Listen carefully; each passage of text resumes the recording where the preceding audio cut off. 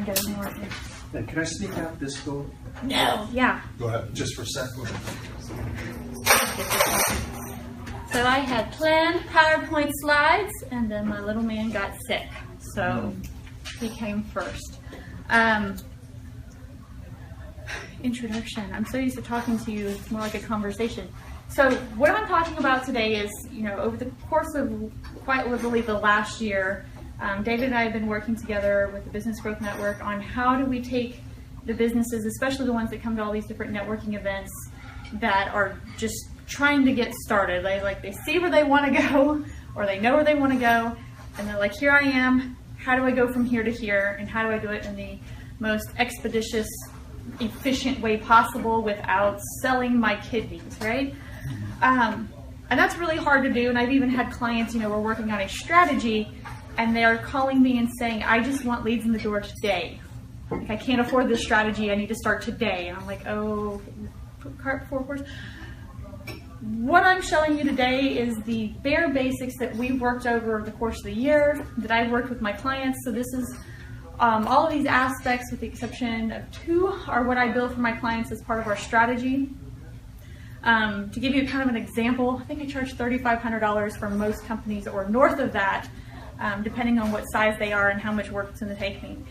This is not the entire strategy, but these are what we've determined are kind of the core aspects. So if you needed to turn around and take the bare minimum information and turn around and make a sales call tomorrow, what would you need to do to make that happen in a way that expresses your vision, your wants, where you really want to go, the easiest sales conversation possible without selling salesy and being the douchebag who calls you and tries to trick you, to be straightforward.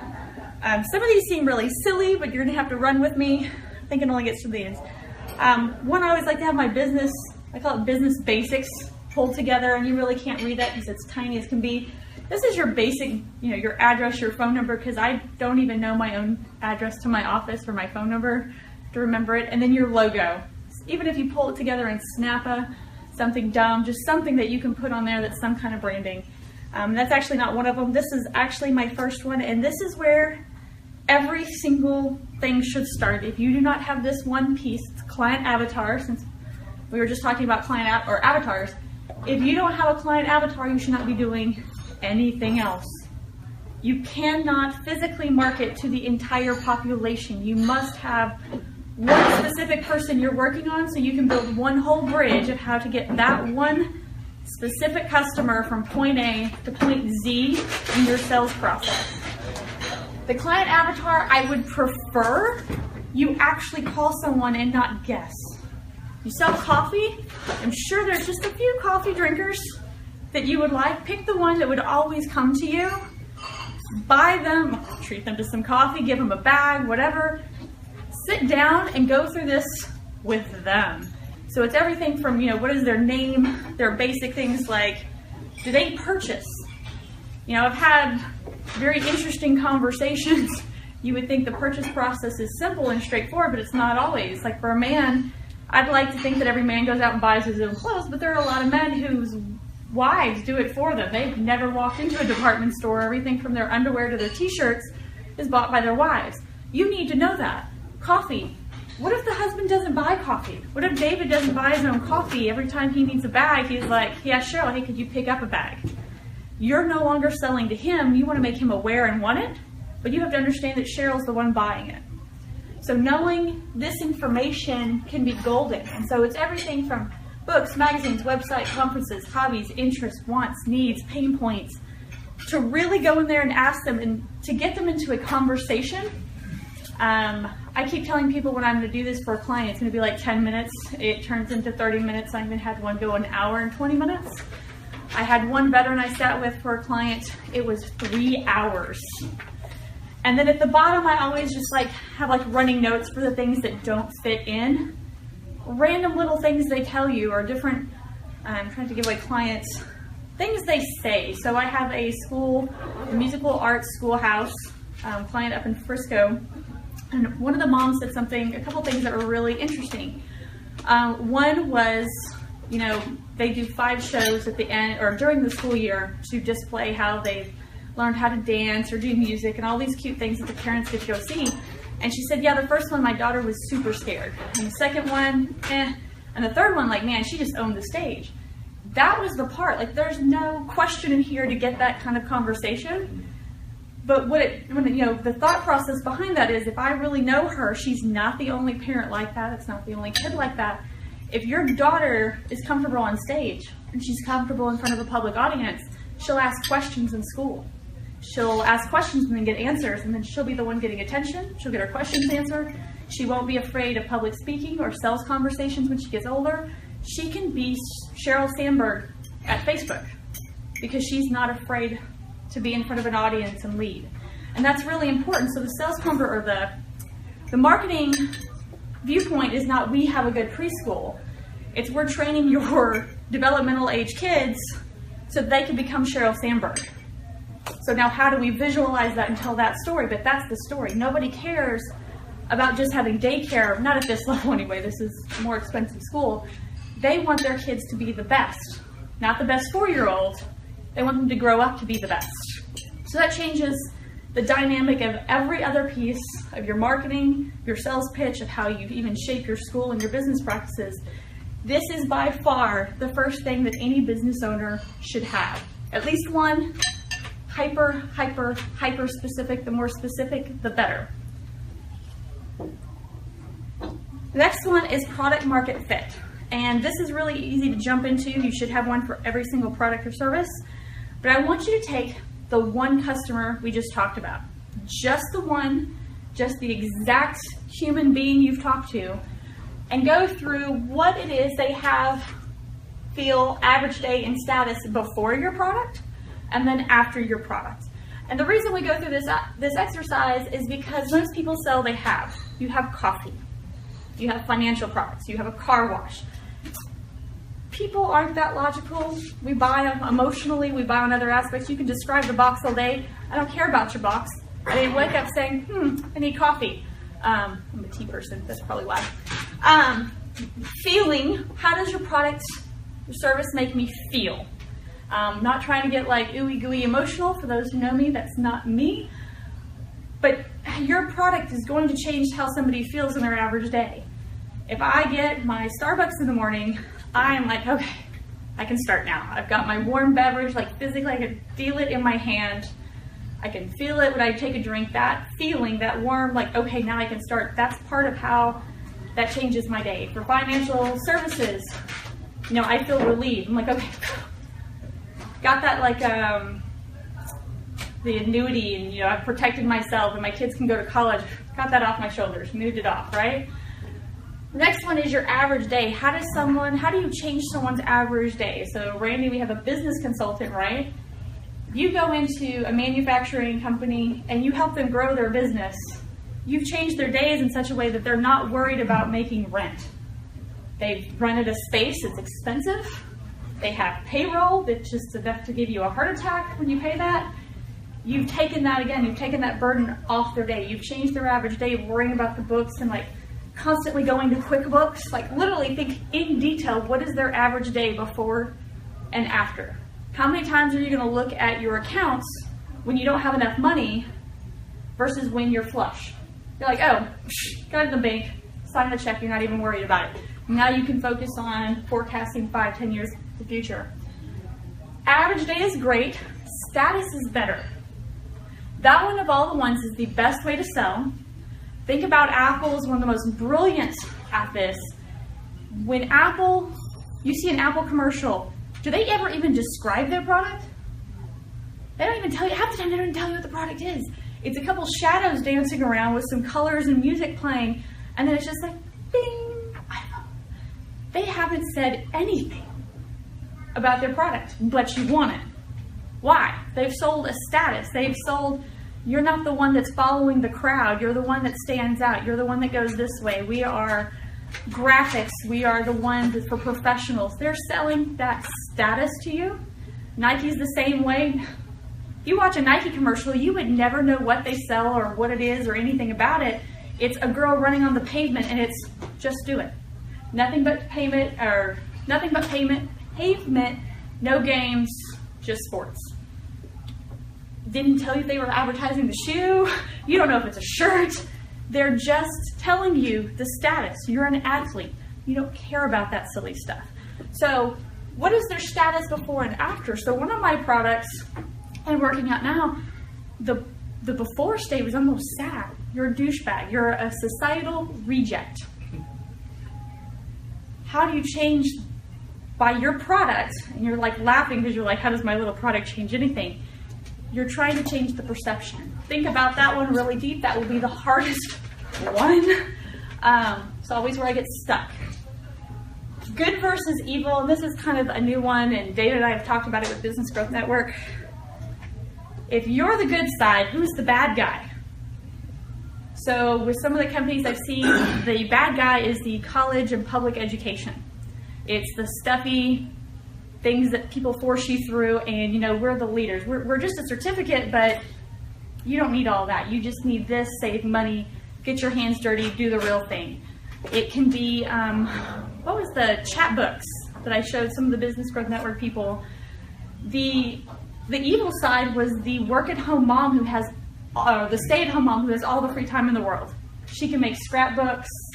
She's got Pinterest. She's the evil empire, and the working mom is the good guy. So take your client, make them Batman. Who's the Joker? The other one that I want to come back to, and it doesn't seem like a big deal here, is product and services.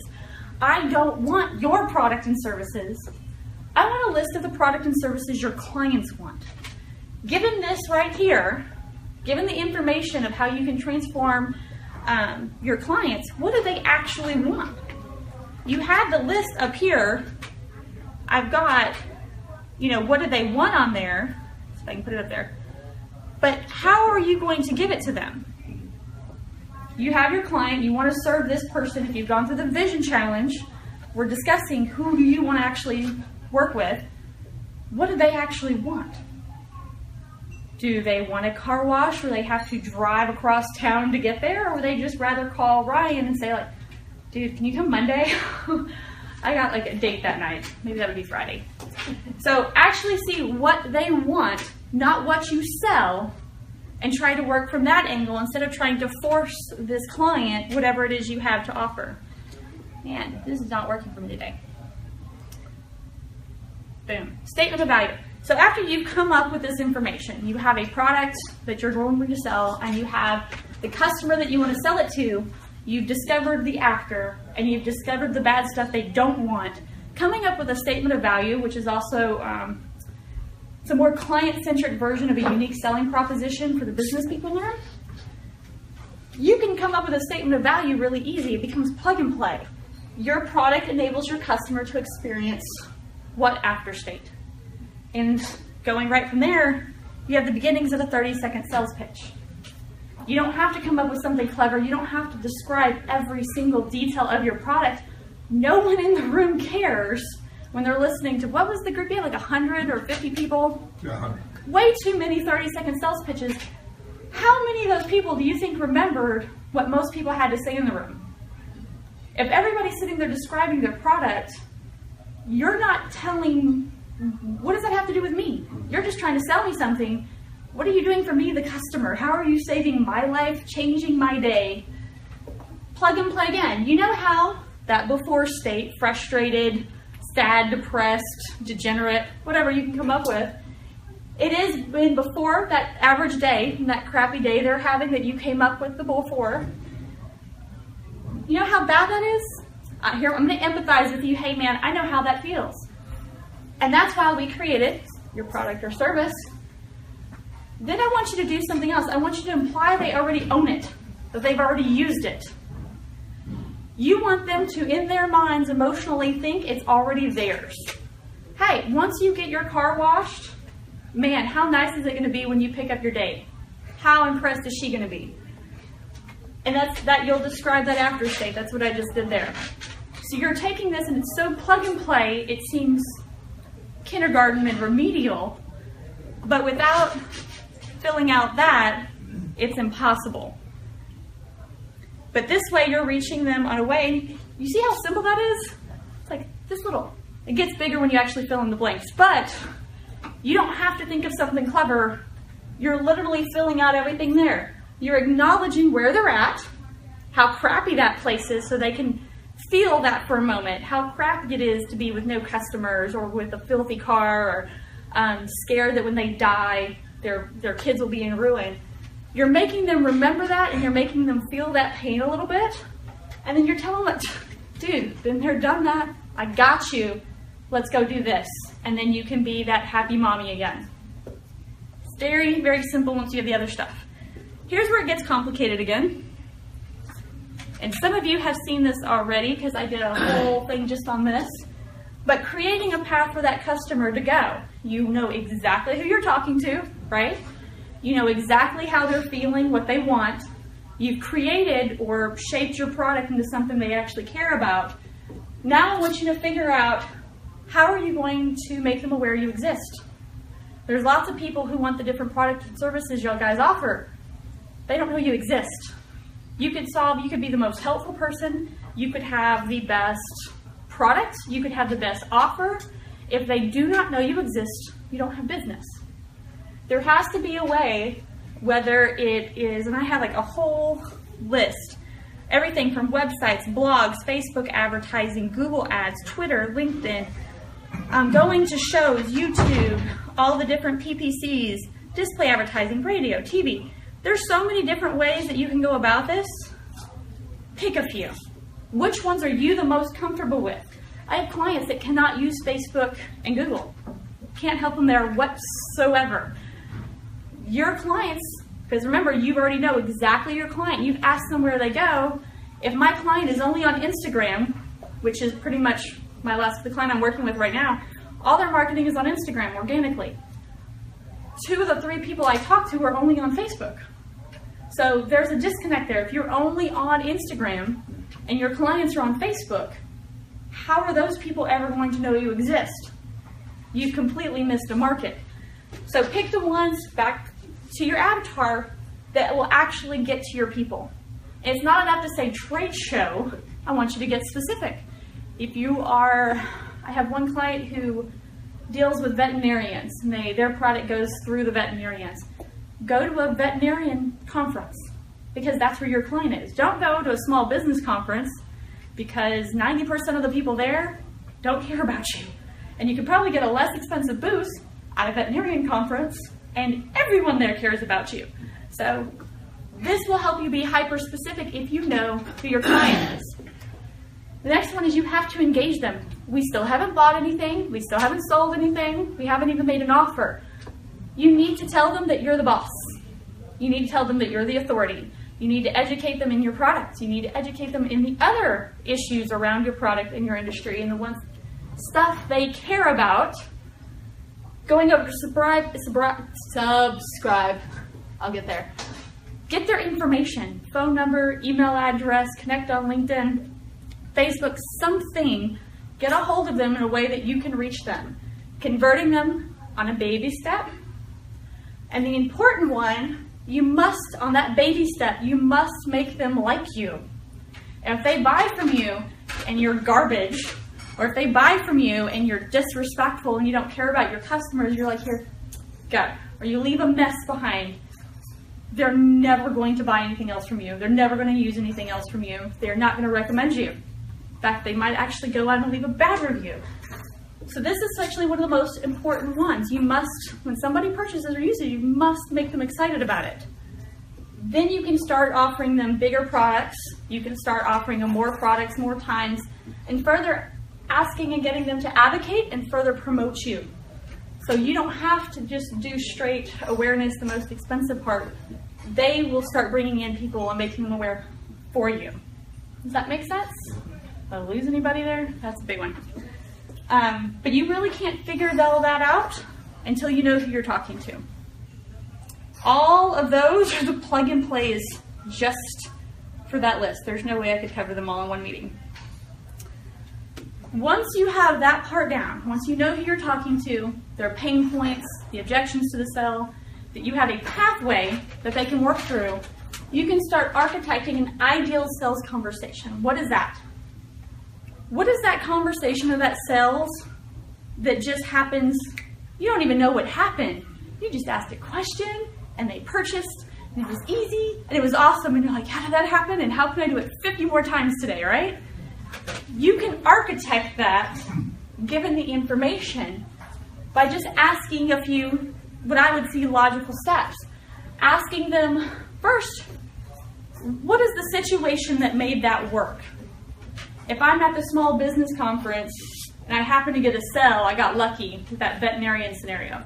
If I'm at the veterinarian place or the conference for the vets and I ask them a question that's specific, hey, since I know you want to raise more money or to grow your veterinarian business, then you obviously want this.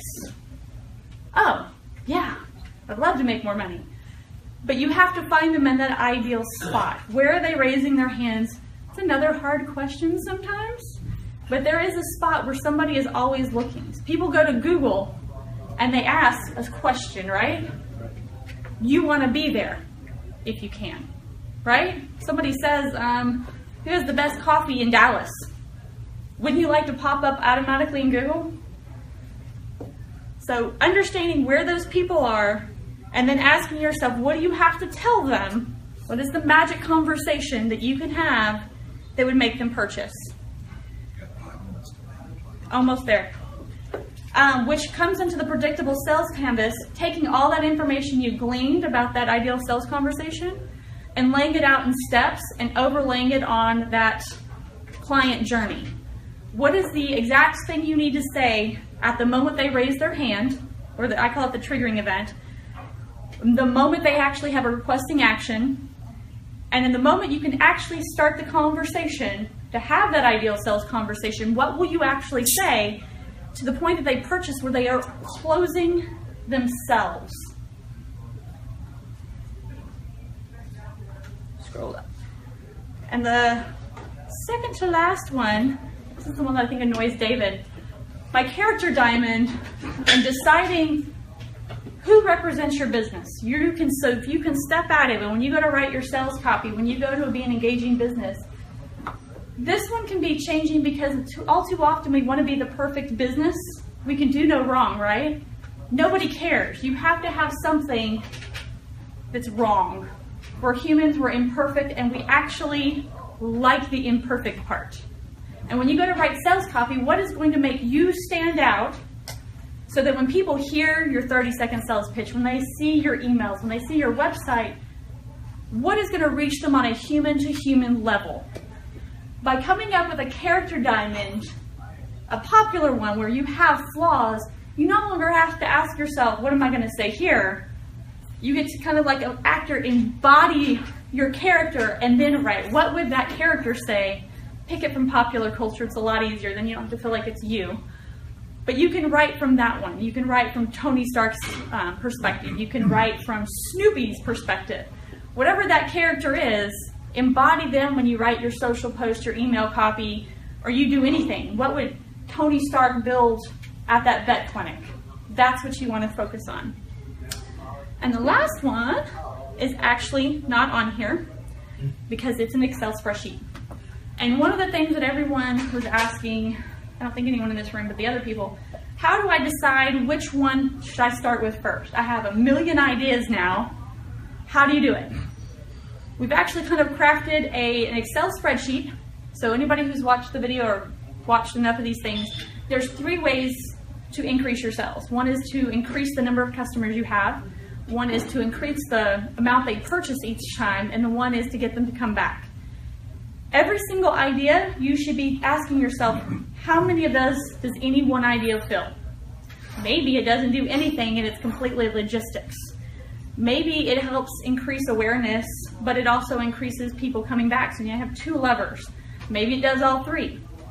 To be able to rank them to see how many of those levers each idea can pull, and then I want you to rank them from 1 to 10, 1 being the most difficult, 10 being the easiest to do.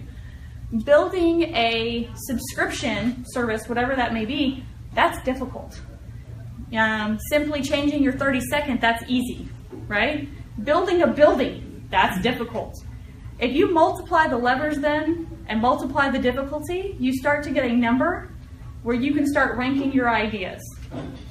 kind of like landing the plane. That is a lot of information. Anybody have all of it? You have all of it? Memorized all Outstanding. ways of But marketing you as well. you already have it, right? All in your business? You have it all laid out? Some. I don't even necessarily have all of that. I do it with my clients, and I finally actually started doing most of it for my business, but I don't even have it all. I've actually built more of it for the Business Growth Network now that I have my own marketing business. As part of the Vision Challenge we're doing next week afterwards, we would be doing a workshop on Tuesday, and I'm going to be helping everyone go through all that. We have it set up. I think we have it at $197, and then a discount for $97, including some membership. For those spaces remaining. For the spaces remaining. We already After have that, some yeah. people. Yeah, after the Vision Challenge, or after the Vision Yeah. Challenge. But along with that, for those people that do come up, I'm making David do a 1-hour consultation with him. Just now telling him that. And we're also going to be putting together, I have some fun new software creating an authority video for anyone who's participating, which basically gives you a news anchor style person that introduces you as the authority in your field and gives you a moment to speak that you can put on YouTube, on your webpage, and even submit to news stations to put off and fill up air, which actually works, surprisingly enough. Any questions? I feel like that was like so much. That was good. Good. I think there's some things that definitely stand out. One is the better definition of the customer. Yeah. The better definition of the customer is, even knowing that myself, narrowing it down, it kind of reminds me of when I did interior design. When you know everything that's possible, you want to do everything, right? You want to take coolness from everything. But the best design is taking one piece and just being chill about it and just focusing on that one color, that one concept. The same is true with the client. It's not enough to say that I'll use me as an example because narrowing it just puts me into like a seizure. It's not enough to say that I want to work with small businesses. Maybe I only want to work with bankruptcy attorneys. So now like tiny. Maybe, so we became digital marketer certified partners. I only want to work with people who already know the digital marketer system and I'm just implementing it for them. So being hyper specific will save you money and time. There's 100 million coffee drinkers in the U.S. All right, so we're going to land the plane because Jena has done an awesome job, and as usual, let's give her some applause. Here are 3 objections that a client can offer you, and what you should do about it. One is, how much is it going to cost? I mean, how many times have you heard that? It really is a signal. It's a buying signal or a lack of buying signal. What they're really looking to do is get rid of you. Because if you answer the question, how much is it